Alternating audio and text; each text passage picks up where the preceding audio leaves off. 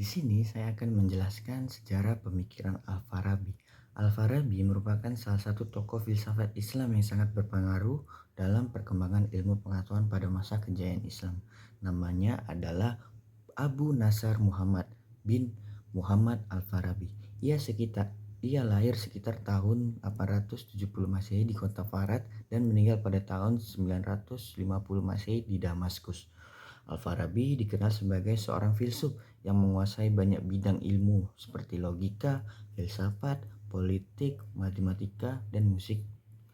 Karena kepandaiannya, ia mendapat gelar Al-Mu'allim At-Tasani yang berarti guru kedua. Pemikiran Al-Farabi berkembang pada masa dinasti Abbasiyah ketika dunia sedang mengalami kemajuan besar dalam ilmu pengetahuan.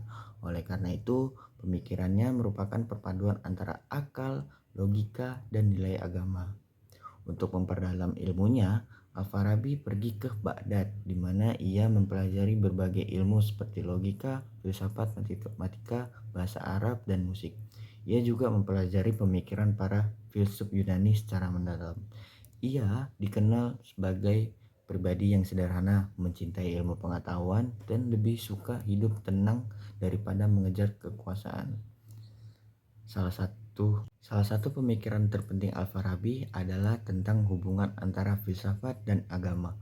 Menurutnya, keduanya tidak saling bertentangan, baik filsafat maupun agama memiliki sama-sama tujuan, yaitu mengantarkan manusia menuju kebenaran dan kebahagiaan.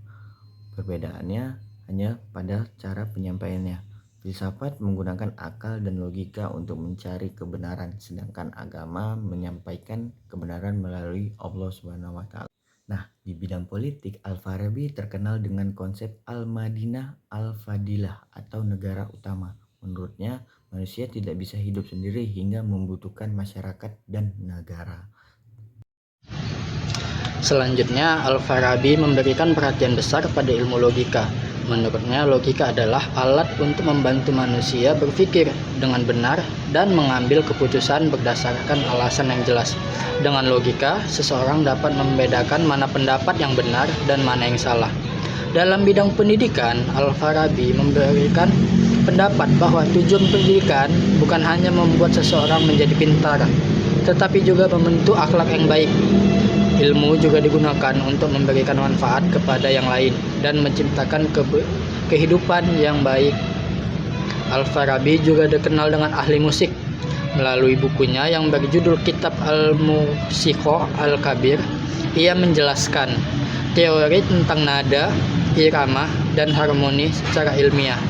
Menurutnya, musik tidak hanya berfungsi sebagai hiburan, tetapi juga dapat membantu pendidikan dan memengaruhi kondisi jiwa seseorang. Pemikiran Al-Farabi memberikan pengaruh yang sangat besar bagi perkembangan filsafat Islam. Gagasannya yang menjadi inspirasi bagi tokoh-tokoh besar seperti Ibnu Sina, Al-Ghazali, dan Ibnu Rushd. Karyanya juga diterjemahkan ke dalam bahasa Latin, sehingga mempengaruhi perkembangan ilmu pengetahuan dan filsafat di Eropa pada abad pertengahan. Al-Farabi menulis banyak karya penting, di antaranya Al-Madinah Al-Fadilah yang membahas tentang negara ideal, Ihsa Al-Ulum yang berisi klarifikasi berbagai cabang ilmu pengetahuan, serta Kitab Al-Musikho Al-Kabir yang membahas teori musik. Melalui karyanya tersebut, Al-Farabi menunjukkan bahwa ilmu pengetahuan harus dipelajari secara teratur dan digunakan untuk kebaikan manusia.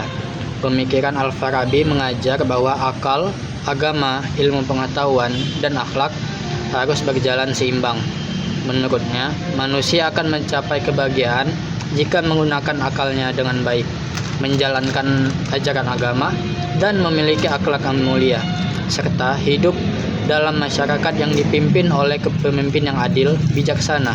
Karena pemikirannya yang luas dan bermanfaat, Al-Farabi hingga sekarang masih dikenal sebagai salah satu filsuf Islam terbesar dalam sejarah.